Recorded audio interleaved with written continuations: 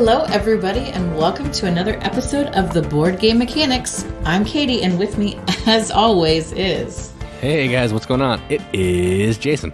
And I gotta be honest, tonight's show is a complete ripoff of another board game review podcasting kind of show. I don't know what you call that. A video panel show? I don't know. Yeah, I don't know. No, we didn't rip it off. We had this in the can. Like, we recorded this like 4 weeks ago. They ripped us off. That's right.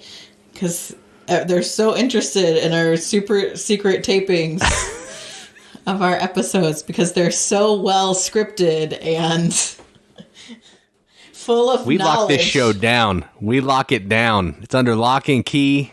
It's harder to get stuff out of Fort Knox than it is to get our podcast. Or wait, our podcast is harder than Fort Knox. That's right. That's There are lasers. There are Dobermans. There is voice recognition, facial scanning. I don't know. Sharks with laser beams. Yeah, sharks with freaking laser beams attached to their foreheads. Yeah, right.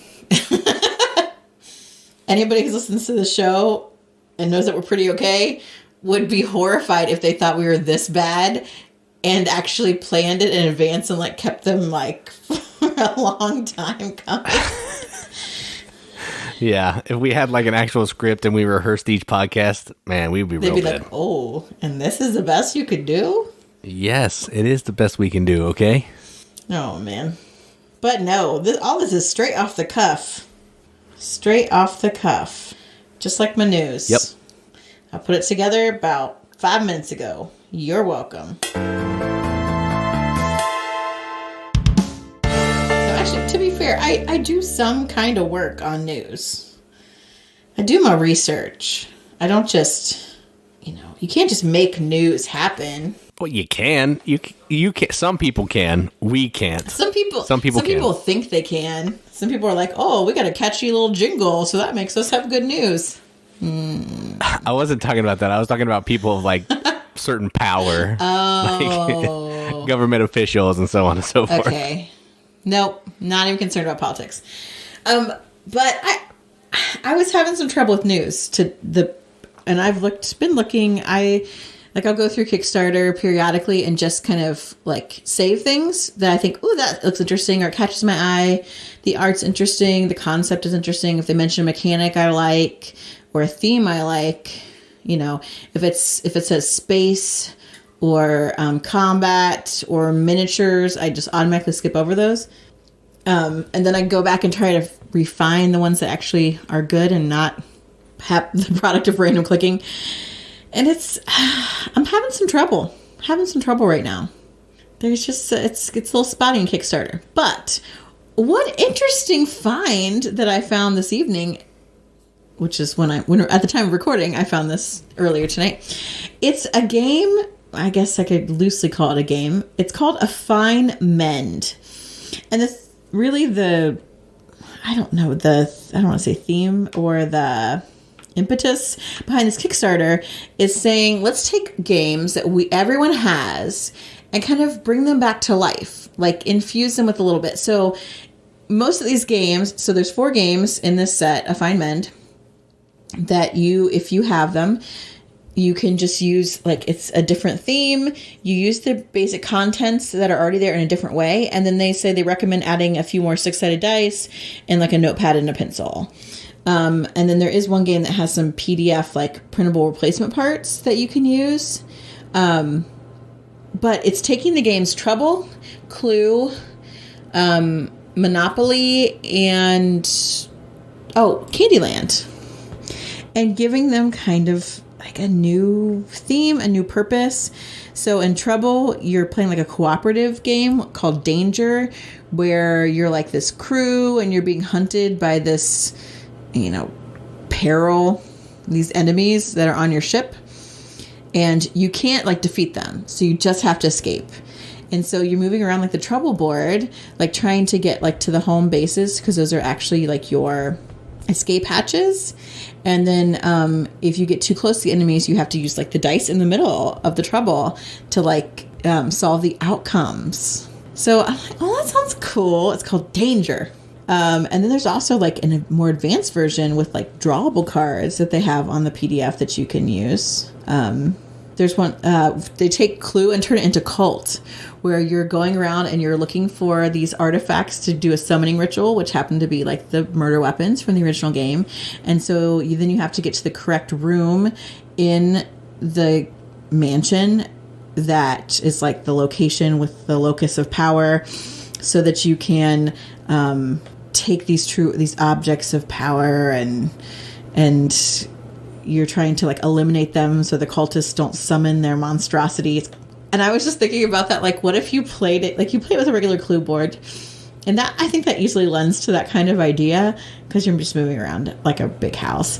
But what if you use like a themed version of Clue, because there are a billion of them, and suddenly you've got like the Golden Girls like trying to defeat cultists and stop the summoning of like the Elder God?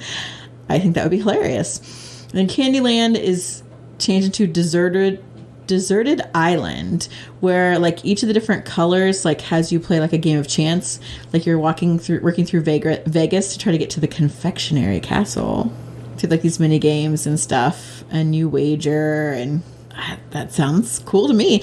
And then Monopoly is changed to Bourgeois Swine, which I think is hilarious. And you actually work together to defeat this robber baron who has this unlimited capital and just going through the board, like scooping up all the property. And so he's like taking these buildings and taking over the board, which sounds like Monopoly. So you're trying to like get properties away from him, construct this stuff as well. And then you got to coordinate so you can reduce his influence, who doesn't control all these territories and construct everything. And there's like special abilities that like players have. Like, it just seems like a really fun thing to do, and something that I have always thought about doing and wanted to do with old-fashioned kind of basic games, to take the components and the structures that's there and just give it like a new life and a new twist. So that sounds awesome. So this is called A Fine Mend. It has 5 days left on Kickstarter at the time of the podcast dropping, so it's close. It's only $15 to get the PDF version of this. So that comes with the rules, and there's just a few printable things that they send to you that you can use to augment the games, but most of it is just like a paper pencil, some extra dice that you probably already have. So I think it sounds awesome. So that's A Fine Mend. Check it out on Kickstarter if that sounds cool to you. Yeah, this is what I want Kickstarter to do. This is, I feel, what Kickstarter is for. People who have interesting ideas, unique ideas that an actual publishing company is probably not going to pick up on because it's a little outside of the box. But this sounds super awesome. And if I could get a copy of this, I just may get a copy because this is cool. This is a cool idea for sure. Yeah, I would love to do it. If we get a copy of this, I would totally love to like live stream the Clue game or something. Like, I think it would be so great. Oh, for sure. I think the Monopoly one actually sounds pretty interesting. Yeah. I'm intrigued by that one. We actually don't own a copy of Treble, so we'd have to we had to find one, for like 50 cents at a garage sale. I'm sure. Yeah, shouldn't be hard. I'm sure we could borrow one from someone to try it out. My next news bit on Kickstarter is, again, something kind of out of the regular wheelhouse. Last week I talked about an owl bear plushie. This week I'm going to talk about RPG crochet companions. And so this Kickstarter is about these adorable little kind of NPC, characters that you might find in an RPG, a role-playing game. And they're like crocheted and stuffed, like the amigurumi kind of crochet like genre. So they're about the size of like a Funko Pop, but they're like a mage, and there's a little rogue, and they all have cute little names too, like Rooftop Wren the Rogue, and Sorrel of the Silver Tongue is a little bard, and then you've got Sir Valeris the Knight, and they're real cute. Like the bard even has like a little cute like lute or something, and they've got hair, and they're really adorable. It's like made with this like really nice cotton yarn that she's using, and she's hand making these, which I think is nuts. I thought that perhaps they were patterns, because I've seen a lot of that going around. I actually crochet myself, and I know Melanie does too. She has a lot of crocheting from the Riveted. Shout out, Mel. Up there in Canada, the Great White North. You got lots of time to crochet. It's cold. You got to keep your hands warm. No, she's got hockey to watch. She you can't can be crochet while She's you got watch to hockey. That's like a perfect combo. She's got donuts to eat. She's got her silly money to play with. It would be difficult to eat your Tim Hortons while crocheting, but you could do it and watch hockey. That sounds like a good time right there. I need to move to Canada. Just eat Tim Hortons and crochet and watch hockey. Awesome. But I thought maybe it would be patterns that you could follow and make them yourselves, but it doesn't appear to be. She's actually crafting these. So they're really cute to sit on your shelf where, I mean, I think our kids would love these. It's just a fun, whimsical kind of thing. If you had a game room and you're looking for like fun little decorations, these would be cool. So there's 10 days left on that Kickstarter. It's $26 for each of the 4 companions. You could pick one. So like Lady Donya the Mage, Rooftop Run the Rogue, Sorrel of the Silver Tongue, and Sir Valeris the Knight. Or you get the whole adventuring party, all 4 of them, for $95. And that is RPG Crochet Companions. Yeah, I don't have a ton to say on these, but they are cute. They're cute. Yeah. I've seen a similar crocheted like Bernie Sanders in the chair with mittens. I need to put that on Kickstarter. I'd sign me up for that too. And then he could be chilling with the Rogue. It'd be real cute in our game room in the background of all our videos. He could hang out next to Batman that we have in here. Batman, yeah, because that is a real big. He's a felt Batman. He's not crocheted. Yeah, that's true.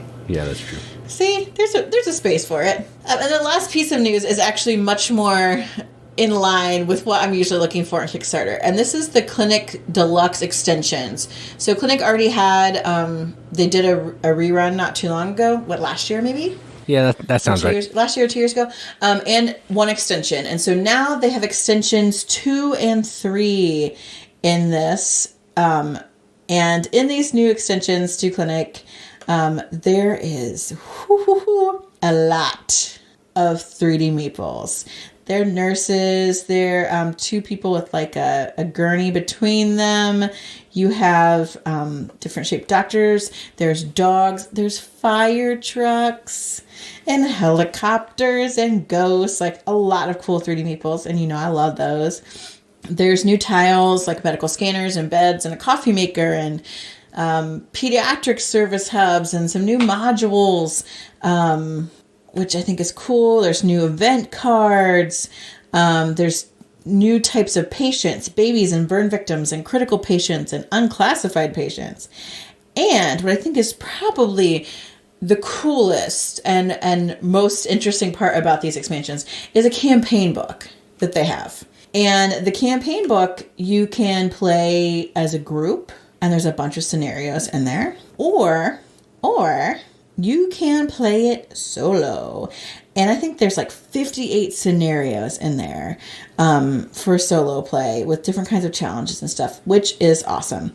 So in the original Clinic game, you are a CEO of a hospital and you have to do a lot of organizing of this hospital. I know, Jason, we have Clinic. It's on the board of eligibility because for some reason, Jason never plays games with me and I have not played. Not true. We're going to talk about one later.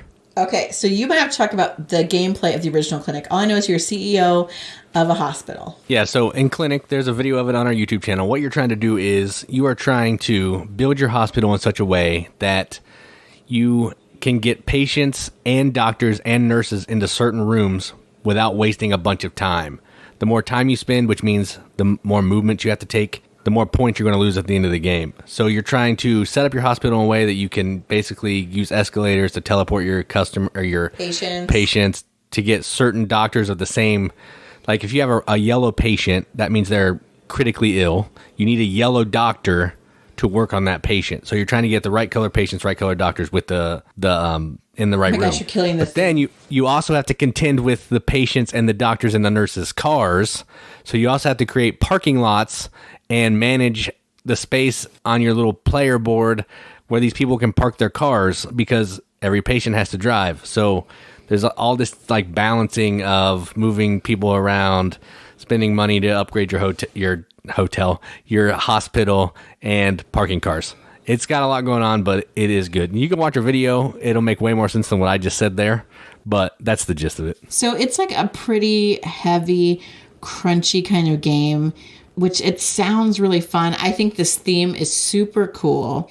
And now they're making even more awesomeness to it. So there's 22 days left on that Kickstarter. So plenty of time for you to go out and do some research. I've got the rules out there. Definitely lots of videos and stuff to check out. It's a really good Kickstarter page. If you want just one of the extensions, either the second one or the third one, that's $40, which I feel like is a pretty good price because you're getting a whole heck of a lot of game. And that includes getting the campaign mode comes with each one of these. If you want both extensions, that's $75. And if you don't even have the base game plus both of the extensions is $174, which you're getting like a crap ton of game for that. So if you like heavy games, if you are interested in this theme at all, which I find a game that really integrates theme well, makes it easier to teach, it makes it easier to pull in different types of people and get them enthusiastic about a game. So if this sounds like a cool theme to you, if you like that idea of balancing all these multiple things, which is something I love in a game, check out the Clinic Deluxe extensions. And that, go ahead. No, I agree. It's a good game. It's a great theme. Album VR is the designer. Yes. He does a lot of like crunchy, tile laying, a whole bunch of stuff going on games. My only question on this, is this shipping from outside of America, or because I don't think he lives in America, so I'm not 100% sure where the game's coming from. That's a great question. Of course, if I had looked it up on like on my phone, I know where everything is instead of like what a Kickstarter is. I don't know where AV Studio Games is. Yeah, I don't know either. That was my question. I thought he was in like Germany or the Nordic countries somewhere, but I'm not 100% sure. The Nordic countries, the great right north of Europe. Like Netherlands. The Netherlands is not a Nordic country. Australia. Norway, Sweden, and Finland are considered the Nords. It says it only ships to certain countries. What are the certain countries? This is why I don't ever back Kickstarters, so I don't know how to find any of this information. Well, we'll just leave that to the people. You can go look at it, find out where it's shipping from. It was just a question that I thought maybe you'd have on hand. Why? Why would you ever think that? Since when do I know anything? The cool thing is, I had a momentary lapse of reason, I guess. There's artwork by Ian O'Toole. Yes, this is an Ian O'Toole artwork game. Yep, you're right. So I knew that one thing. Sheesh. Good job. Usually it says like expected ship date, but it really doesn't matter. No, now I'm like freaking irritated by this because I always want to be in the know, and then you call me out on the podcast and I look like a moron, even more than I already do since I don't play games and don't watch videos of game reviews. And the one time when one thing I'm supposed to have figured out, which is the news, I don't. It's based in France, so not Nordic by any means. Yeah. All right, I was just trying to find the shipping price mostly. The manufacturer is in the Netherlands. Wow, it looks like some of these include shipping price, which is amazing. That's cool. All right, cool. We can move on. So, if that helps a little bit, that much I do know. They're talking with Game Trays, see if they get an insert for one of like their higher levels and stuff. So, and it's already like way funded. I think like they have over 1,000 backers already. They wanted $29,000 and they've raised almost 113,000. So, yeah, that's awesome. Yeah, with over 20 days to go. So it looks really cool. Shipping from the Netherlands. That much I know. All right, cool. Moving on. Yep, that's it for news.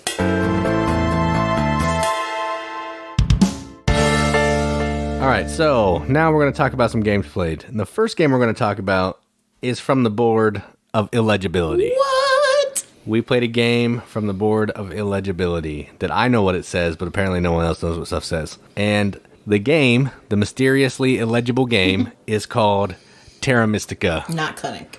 Not Clinic. Yeah, we should play Clinic. So Terra Mystica, we played that this week, and it was Katie's first time playing. Mm-hmm. I've played it a couple times before. I've only ever played it at 2, though, so I can't speak to any more than 2. I've only ever played it 2. And what you're doing in this is you're taking on a race of people, and you're building buildings. and you may have some priests that are going to go worship the cults. That's it. Like literally, you're building buildings and trying to make towns. It's not really cults. It's like the elements or something. Yeah, but it's the cult of those elements. I'm pretty sure that's what the rule book says. So you're in a cult worshiping. You those conveniently elements. left all the theme out. Shockingly, there is no theme. That's true. I left it out. It does have a little more theme than I said. Yes, I said, hey, put your dude on this track and it'll move up. Yep. So yeah, you're building different buildings. You're converting those buildings into different types of more powerful buildings that are going to unlock special abilities.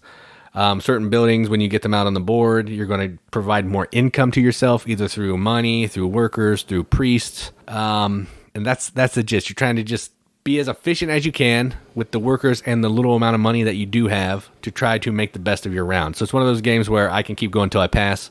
So I'll take a turn, then Katie will take a turn, and once I can't do anything else, I have to pass, and then I'm done until the next round. It's really tight. There's never enough money. There's never enough workers. There's never enough time to do what you want to do. But I kind of enjoy that. But it does feel a little bit tight, maybe a little too tight. So since this was your first time playing, with my terrible explanation up top here, what did you think about this game? I'm still not sure how I feel about this game, actually. Like, I didn't dislike it. You won by a whole bunch, too. I did. So Jason said, well, last time I played this, a couple times I played this, no one's ever even got close to 100 as a score. And I had 125 as my score. And I said, was I playing it right? Because it didn't feel like it was that difficult. Like, I don't know. And it is one of those, like, there's that frustrating part at the beginning where you're like, I can't stink into anything. I never have workers. I never have money. And then, you do kind of sort that out. I did like that you could go about it in different ways, like kind of focus on different things. Like Jason Rose right away was getting like his little culty people and putting them about, where I was just kind of expanding and putting out the little cheapy, like houses, which clearly was the better route.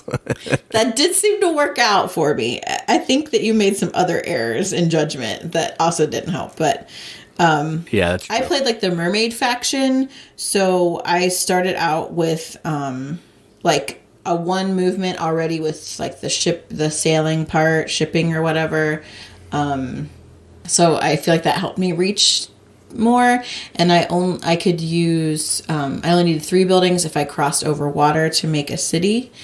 And so I just kind of focused on like, okay, I need to make cities or towns or whatever, because that seemed to make sense. And like Jason was all into the tracks at first, and I was like, I can't seem to get the tracks to do anything.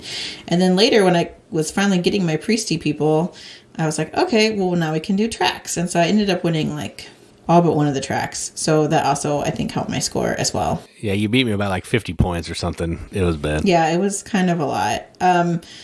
And if we played a couple things wrong, and I probably would have had more points if we played them correctly, to be honest. But it still was interesting. I would definitely play again. I don't know that I like love it, but I don't dislike it. So the jury's still out on this one. I probably need another play to really give it a fair shake. The nice thing about it is there's like 10 or 12 different factions that you can play. So, even if you play it just one time with each faction, it's going to feel different every single time, which is That's true. cool. And I kind of like that kind of changed your focus. Like for me, I was like, well, I might as well make cities because I only need to have 3 other building types if I, kind of go across like the waterways. So then I thought, well, I'm going to focus on cities because that works with what my particular power was as a mermaid. So I would like to see, now that I understand what the game is like, I am interested in seeing, how I can use different factions and like win in different ways, I guess. That's what I think would be cool. Yeah, I agree. My faction was not my favorite, but that one faction where you can trade priests for terraforming is really cool. I'm super intrigued by that one. Yeah. So yeah, I think it's definitely worth another play or two for sure. And I'm glad we got it off the board of legibility. Me too. All right, so now we're going to talk about one of the heaviest games I've ever played. Oh, yeah. It's from the year 1970-ish. I don't know what year it's from, but it's Go for Broke, one of the classic games that we've been playing. We played this with our daughter because she really likes the Gambler, and we were trying to introduce her to something else because, why not? And, roll and move, whatever you land on, you do the thing. You're trying to be the first person to lose $1 million. That's the gist of the game. You're going to bet on the casino, bet on the horses, just hopefully lose a lot of money. So yeah, we've talked about this. I think our daughter liked it. This might be a little harder for her than Gambler, I think. Don't you think so? Yeah, I think so. Like, the strategy, I mean, there isn't a ton of strategy here, but like to know what to bet or whatever, that's harder for her. But I think that still is the same in the Gambler too. It is harder with the larger amounts of money also for her. She's only 6. I mean, she'll be 7, in like 2 weeks. But she still thought it was fun. She still had a good time. I lost so bad. I could not get away from the stupid horses. I kept betting on the ponies and winning, which is normally something I'm not known for. I'm usually very good at spending money. But I just kept betting on those horses, man, and they were just bringing me in the big dollars. I think when Jason finally, like, he had to, what did you do, buy a hotel or? Yeah, I had to buy a hotel and had to go bankrupt, yep, because I couldn't afford it. I still had like $600,000 left plus. Everything was coming up Jason in that game. So it was, after the brutal beating that he received at Terra Mystica, he beat me at a game of luck from the 1970s, so. Don't take my win away from me. Let me enjoy this, okay? That was a masterful stroke, babe. I stood no chance at all. I couldn't figure my way out of a paper bag in that game. Yeah, that's true. You were having some problems with the horses. I was about to sign you up for some gambling anonymous or something. It was bad. As soon as I would get out of there, I'd get set right back. I just couldn't help it. I was just stuck in that corner. Oh, man. But yeah, that's Go for Broke. It's always a good time, and it's fun that our little girl is kind of getting interested in some kind of bigger games, just because we're tired of playing Candyland and Pretty Pretty Princess. So yeah, and Mall Madness is coming, and we'll soon be playing. Yeah, I think she'll like Mall Madness too. So those are the games we played. So like I mentioned earlier, today's topic we have taken straight from Board Game Rundown, not their most recent episode, but the one before, where they discussed negotiation games, and I thought, oh, that's really interesting. And really the reason why I stole it is because I thought that their picks were pretty much so terrible that we could surely do a better job. And so when we say negotiation games, we're looking for sort of the primary mechanic being negotiation, but the idea that you really can't be successful in these games unless you're having some kind of bartering, trading, player interaction negotiation between you and at least one other player in the game. And so that's kind of where this list was born. So we're each only going to talk about our top 3. And I mean, it's really hard sometimes to pin down the exact nature of, okay, is this really a negotiation or not? And feel free to disagree with us. But I think we've got a couple of really good ones here. So, babe, you want to get us started? Yeah, so let me throw in some more information. We don't play a ton of these games. I was actually looking through all the games that I've played that I've been tracking on the stats app, and man, it's slim pickings because these are just not games that are my jam. Yeah, Jason does not like player interaction. Yeah. If it's not my jam, we usually don't play it a lot because that's just how it goes, I guess, because I'm a terrible human being, I guess. You force the rest of us to play things that you only want to play. That's right. That's how it goes. But I was able to find a couple, and I'm going to talk about the first one right now. And that first one is a CMON game called Dogs of War. So this game is effectively a tug of war where you're trying to put your people behind the side of the battle that you think is going to win. What makes the negotiation come in here is you can try to convince other people to join your side of the battle so you can win. Maybe you say, hey, I want you to join with me. I'll take this worse space over here and I'll let you take this one so you'll get a better bonus when you go there. Or, if you go here, I'll try to go over on this other side, this other battle and help you win over there, or whatever you want to do. But then when all that goes down, then you're going to backstab each other because that's the fun of this game is, yeah, we're working together now, but we're not going to be in about 37 seconds. So it's fun. So the game's not that complicated, but it really comes alive when you're with a certain group of people who are getting into it and really like making truces, making alliances, and then stabbing each other in the back. So That's why I had to be on here. My first one, Dogs of War. Yeah, this game is really good. The negotiation always gets me in trouble because vendettas are made in this game. Jason just gets mad when I play this game because I choose a lady with the big hats, and he's always like, "You can't see around her hat. Can't tell what's on the square. She's taking it down the room." It has nothing to do with the way we're playing the game. I just can't see the board.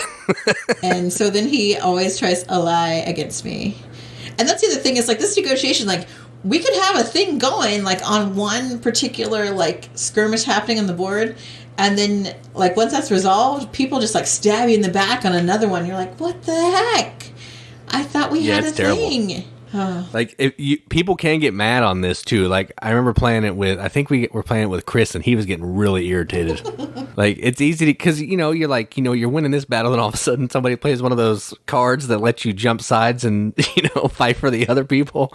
It's terrible. Yeah, this is like diplomacy all over again. You got to watch yourself. Yeah, it's rough. But yeah, that's a good pick. My next one actually was mentioned on the Board Game Rundown, and I completely agree. This is probably after Dogs of War.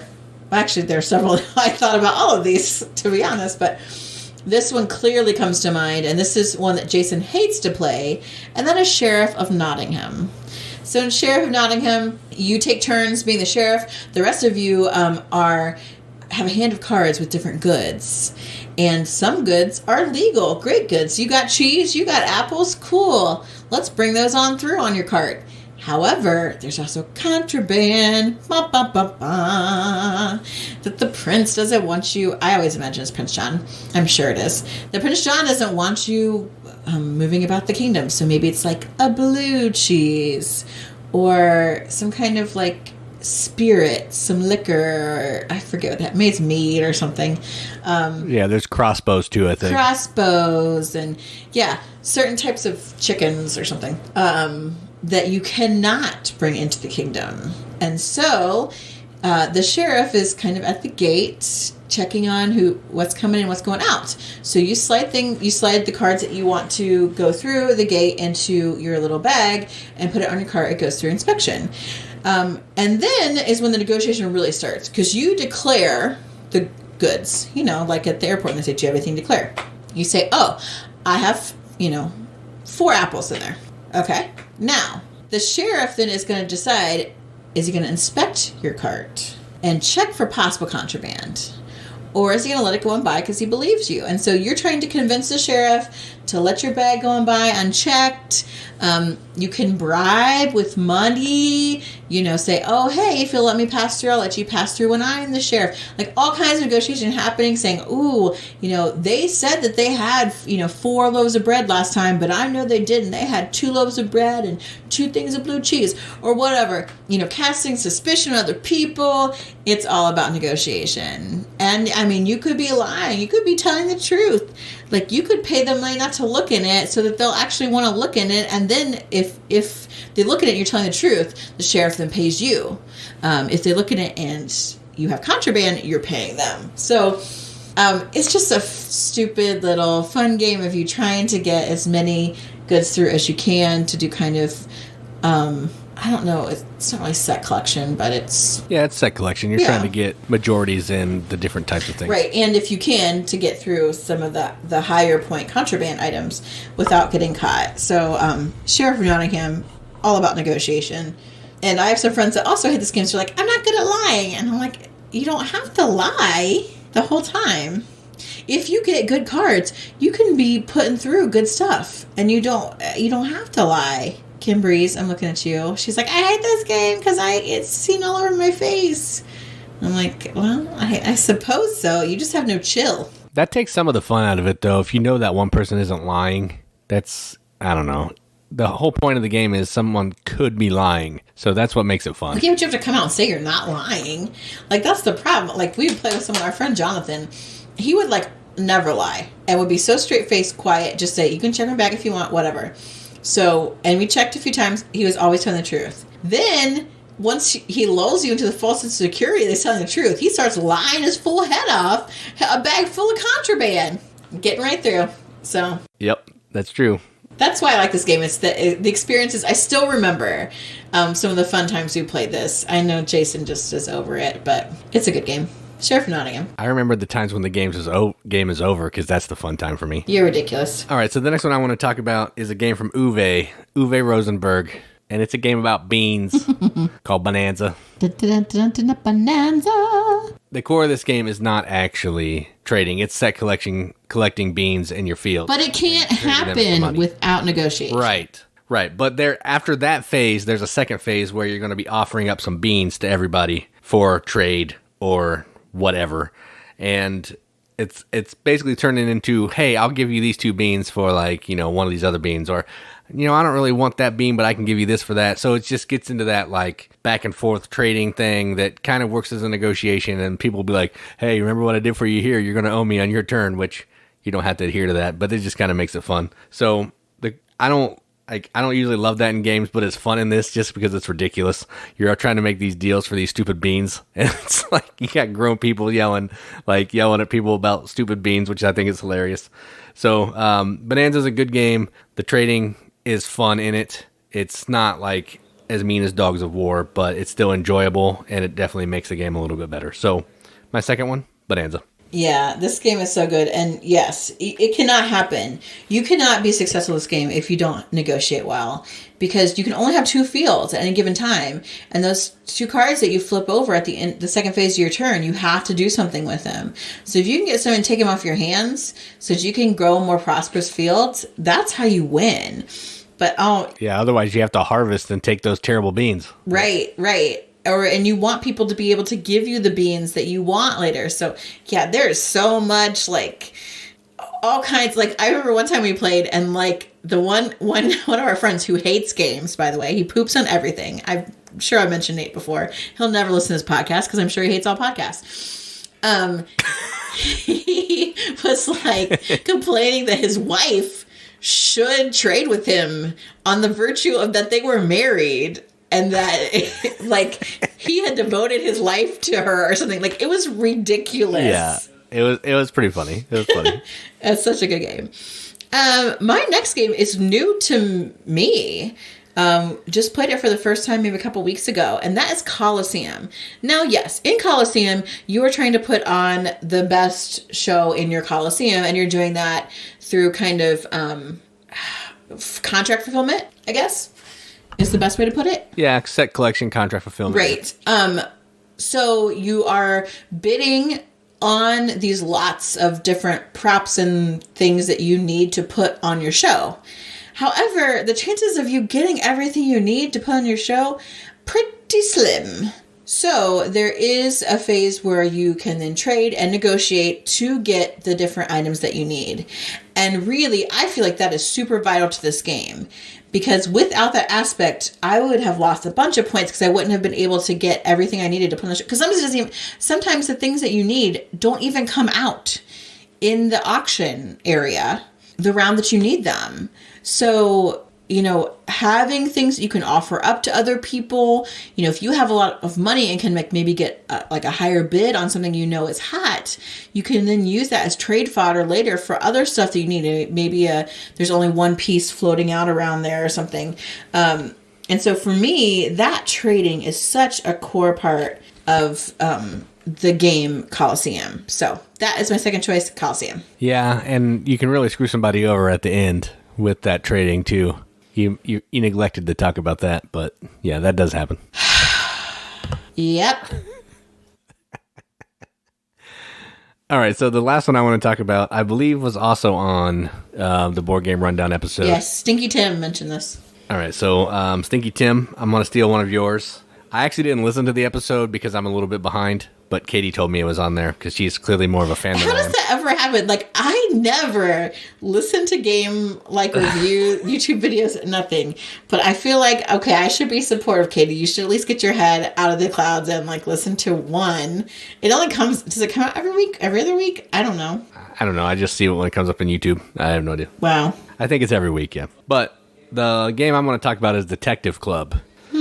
So this game, the negotiation's different in this one. So what you're trying to do is, it functions kind of like a Dixit, where you're going to have these cards that are just pictures, and you're trying to use these 2 cards to figure out what a clue is. The trick here is everybody's going to know the word except for one person. So the first person is going to play a card, the next person is going to play a card, then you're going to go around again to play 2 cards.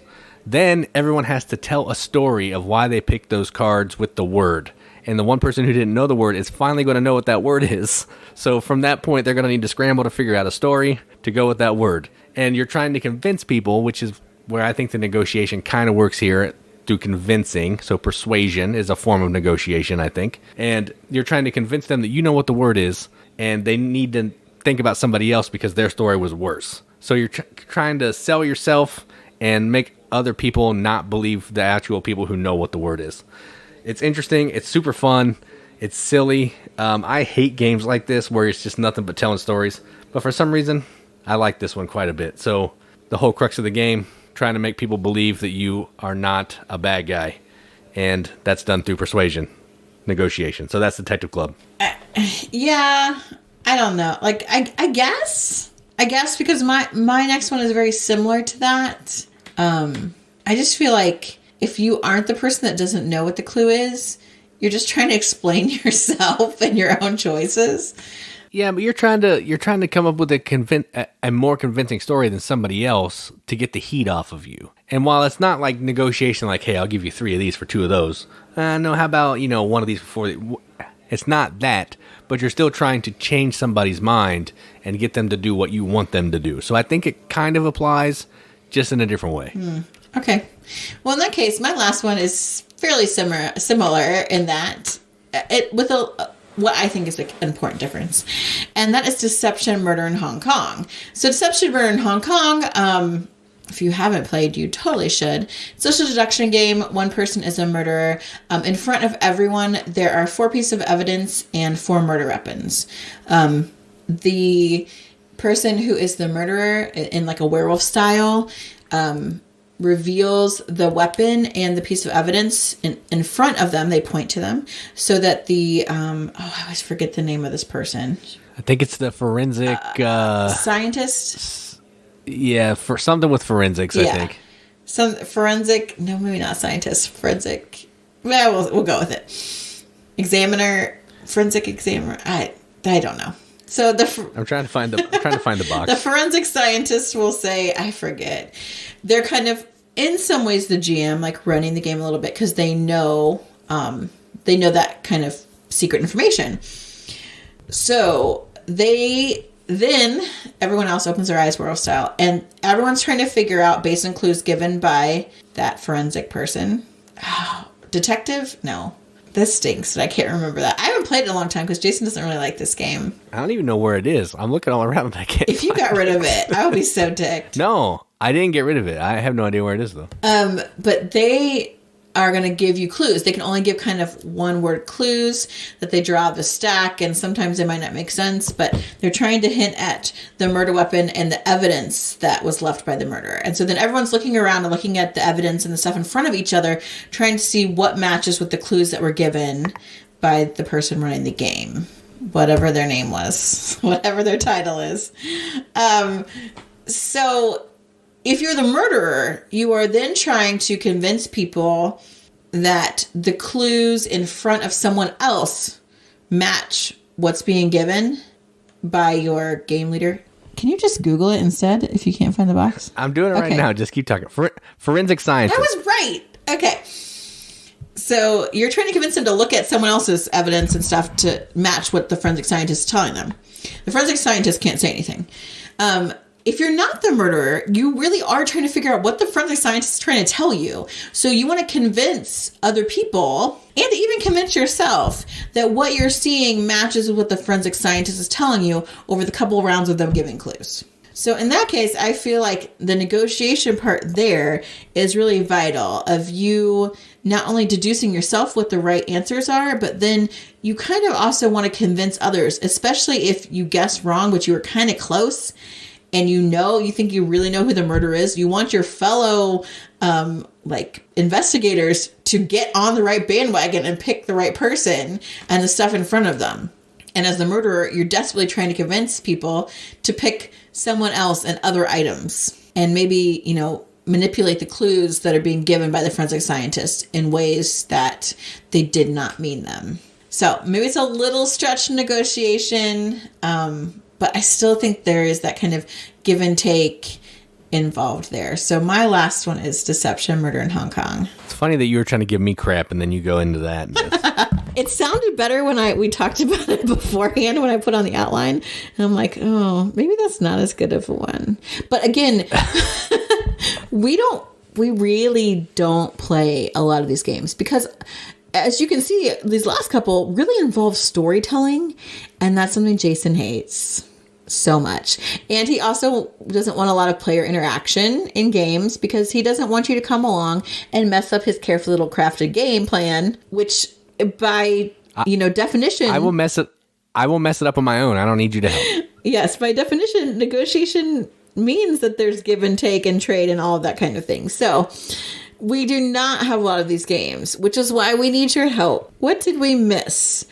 Are there some that, you can stretch a bit? We're flexible to find out what are your favorite negotiation games. Comment on our Facebook page. Definitely, if you're not a part of #The Riveted, our Facebook group, you need to be there. Good stuff. Always fun things that we're getting to see. We just closed a contest out, Abomination Heir of Frankenstein. Congratulations to our winners. We've announced the winners, right? Yep. And then the second... Two winners. Kevin gets Abomination. Cassandra gets Sorcerer City. Oh, yeah. Both excellent games. So that's happening. We might have another giveaway in the works. So keep your eyes peeled for that of a merchandise nature. So we're also always posting like games that we're playing or things that we find on Instagram, on the Twitters, and definitely the YouTube. Jason pumps out videos. I was just thinking today that I haven't been on a video in a while. To be completely honest, I kind of avoid the Kickstarter videos because I hate seeing myself on video. Like, I hate it so much. Ugh. And I'm just at a point in my life where I don't want to see myself anymore than I have to. And that's because 8 hours, like for 2 4-hour stretches when I'm teaching my two of the classes that I teach, I'm just looking at myself for 4 hours at a time. And I can't handle that kind of scrutiny in a board game video on YouTube. So that's why I haven't done YouTube videos in a while. But I know I need to. I'm going to work on it. Maybe we'll get an unboxing. Maybe a Mall Madness unboxing or something.